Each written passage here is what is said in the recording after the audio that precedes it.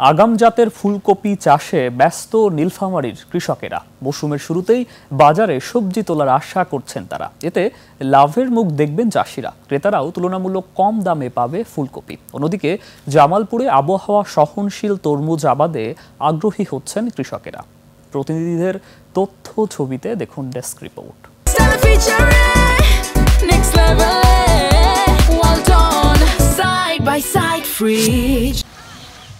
নীলফামারী সদরের লক্ষ্মীচাপ ইউনিয়নে মাঠ জুড়ে এখন ফুলকপির বাগান। ব্যস্ত সময় পার করছে কৃষকরা। 1 বিঘা জমিতে ফুলকপি চাষে খরচ হচ্ছে 25 থেকে 30 হাজার টাকা, আর মৌসুমের শুরুতে বিক্রি করে আয় করা যাবে 90 হাজার থেকে 1 লাখ টাকা।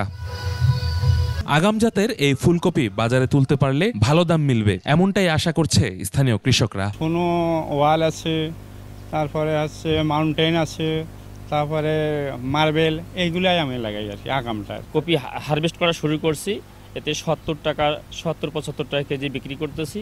আশা করি এরকম বাজার থাকলে আমি প্রায় 2 লাখের উপরে বিক্রি করব। এবার যে কীটনাশক সারের যে দাম, সেই অনুযায়ী আমাদের কপিতে প্রায় 60,000 টাকার মতো খরচ হয়েছে। কৃষি বিভাগ বলছে আগাম জাতের ফসল চাষে চাষিদের উৎসাহিত করতে সব ধরনের পরামর্শ ও সহায়তা দেওয়া হচ্ছে। আমরা কৃষি বিভাগে তাদেরকে ভালো জাত ব্যবহারের পরামর্শ দিচ্ছি এবং একই সাথে তারা যেন নিরাপদভাবে এটি উৎপাদন করতে পারে।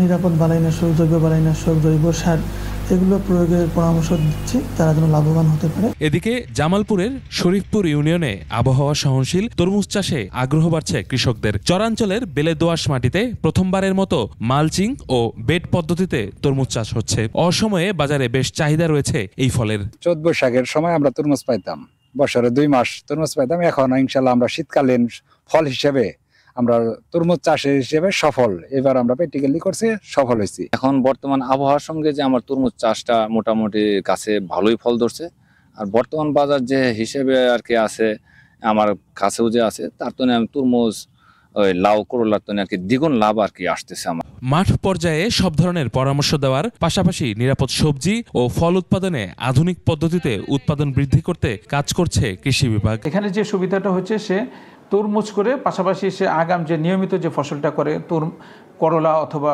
শশা, সেটাও সে করতে পারবে একই মাচায় একই মালচিংয়ে। এই নতুন নতুন যে জলবায়ু সহনশীল যে প্রযুক্তি, এই প্রযুক্তির মাধ্যমে জাতগুলা আমরা সম্প্রসারণের চেষ্টা করছি এবং কৃষক দিয়ে আমরা মাঠ লেভেলে এগুলা বাস্তবায়ন করছি। জামালপুরের বিস্তীর্ণ চরাঞ্চলে বাণিজ্যিকভাবে তরমুজ চাষ বৃদ্ধি করতে পারলে কৃষি অর্থনীতিতে প্রবৃদ্ধি বাড়বে বলে মনে করছেন সংশ্লিষ্টরা। ইউসুফ হাসান নাইম, 21 টেলিভিশন।